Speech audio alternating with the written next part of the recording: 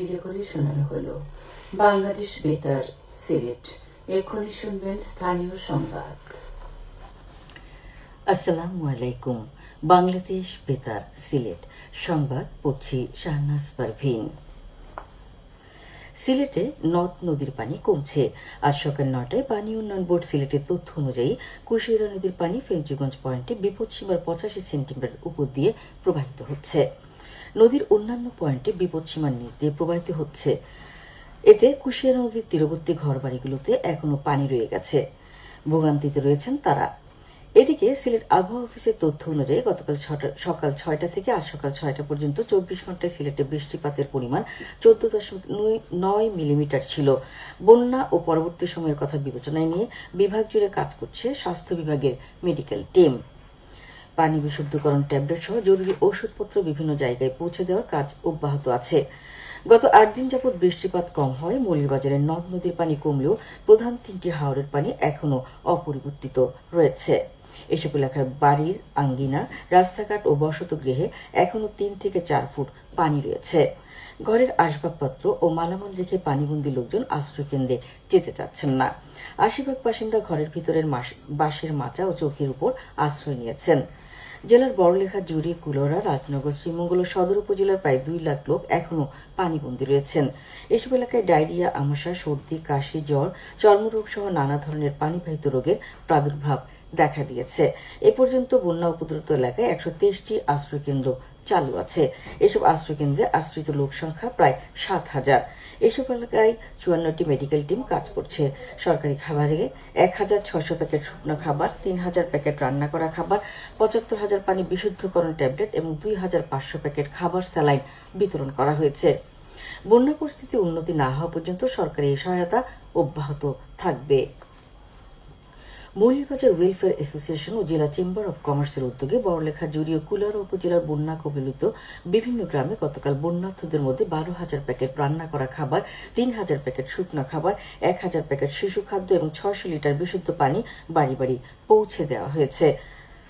সুনামগঞ্জ জেলার ছাতকে বন্যা পরিস্থিতি উন্নতি হচ্ছে, তবে ধীর গতিতে নামছে পানি। এখনো নিম্নাঞ্চলের অনেক বসতঘর ও রাস্তাঘাটে বন্যার পানি রয়েছে। বন্যায় এই অঞ্চলের শত শত কাঁচা ঘর ভারী বিধ্বস্ত হয়ে পড়ে। উপজেলার বেশ কয়েকটি সড়ক ও সেতু কালভার্টের ব্যাপক ক্ষয়ক্ষতি হয়েছে।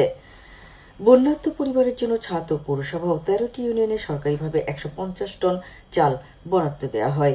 বন্যায় প্রবল স্রোতে সুরমা সেতুর কয়েকটি স্থানে ফাটল ধরেছে। সেতুর টোল প্লাজা এলাকায় সড়কের নিচের মাটি সরে যাওয়ায় যান চলাচল ঝুঁকিপূর্ণ হয়ে পড়ে।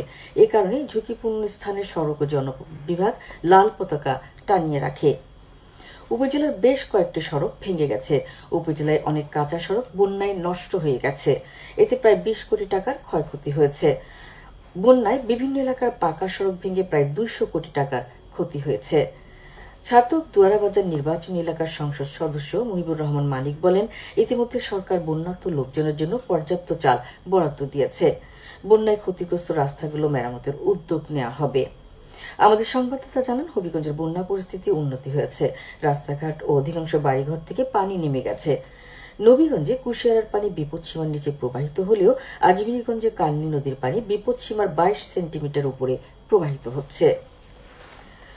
হবিগঞ্জের নবীগঞ্জ উপজেলার ইনাদগঞ্জ ও দিগলবাগ ইউনিয়নের বন্যা দুর্গত এলাকায় সরকারি উদ্যোগে ত্রাণ তৎপরতা বৃদ্ধি করা হয়েছে।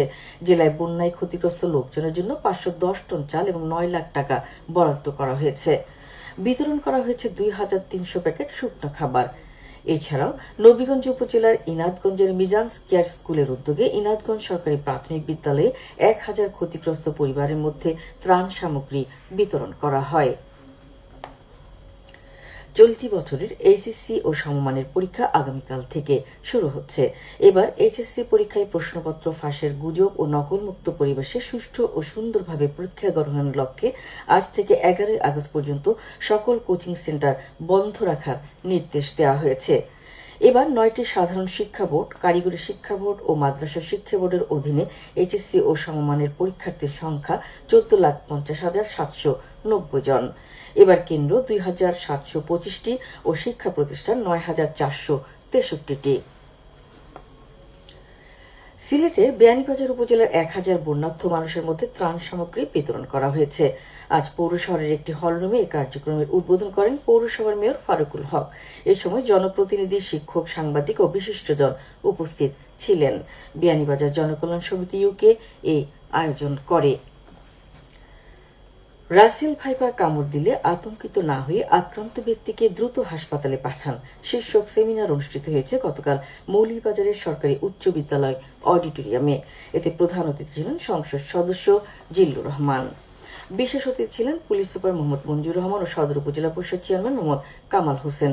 সেমিনারে সরকারি, বেসরকারি হাসপাতাল ও ক্লিনিকের ডাক্তার, নার্স, স্বাস্থ্যকর্মী, জনপ্রতিনিধিগণ উপস্থিত ছিলেন। হাসপাতাল কর্তৃপক্ষ ও স্বাস্থ্য শিক্ষা ব্যুরো যৌথভাবে এর আয়োজন করে। এবারে শুনুন কৃষি সংবাদ। 3 দিনব্যাপী কৃষি মেলা শুরু হয়েছে গতকাল হবিগঞ্জের চুনারুঘাটে। উপজেলা পরিষদ মাঠে মেলার উদ্বোধন করেন সংসদ সদস্য সৈয়দ সাইদুল হক সুমন।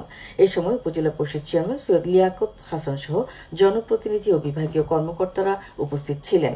মেলায় 16টি স্টল অংশ নিচ্ছে। উপজেলা কৃষি বিভাগ এর আয়োজন করে। সবশেষে আবহাওয়া।